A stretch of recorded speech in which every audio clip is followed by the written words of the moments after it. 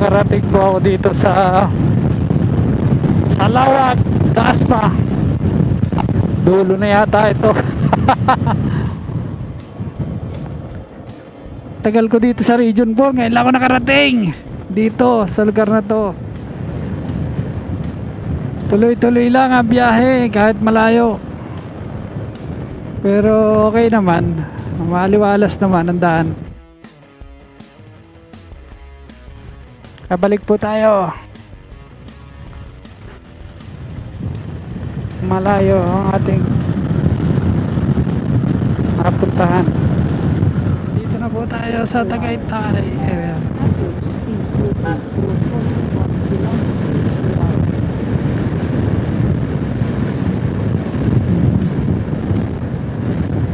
per hour. Kain muna tayo sa 7-Eleven. Nagugutom na ulit ako.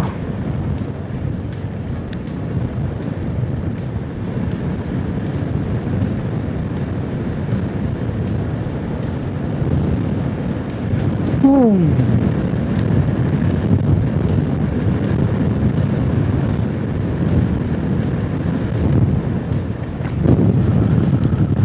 Ayun.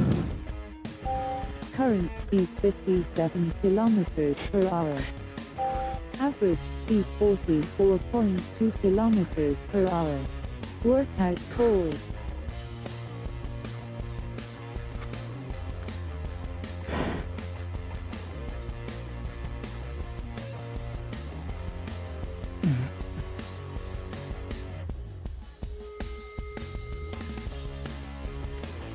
Boss, police din. Tropa rin, thank you.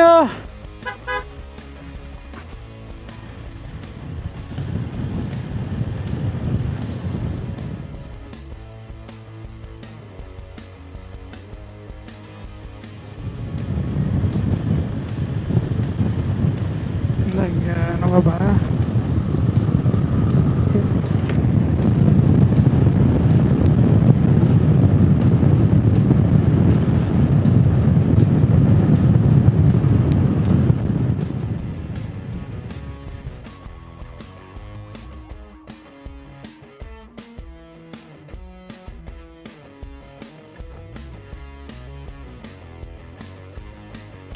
Kahit po mga frontliners din to, kasi tuloy-tuloy ang trabaho nila kahit may COVID.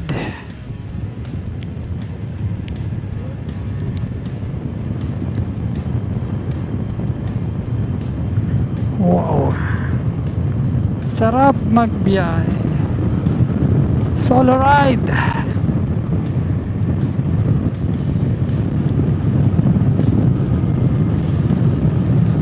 Sariwang hangin sa mga ganitong lugar. Malamig ang simoy ng hangin, unlike sa syudad na malagkit at mainit.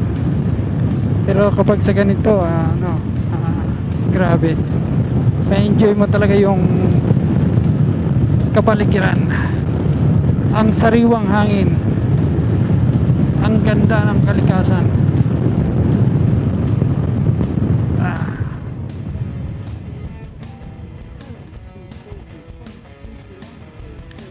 Nung ako po'y siguro mga 5 days or 5 days or 1 week after pumutok nung Taal, ako po'y bumalik dito noon at grabe ang alikabok. Namumuti pong lahat yan halos. Napakalungkot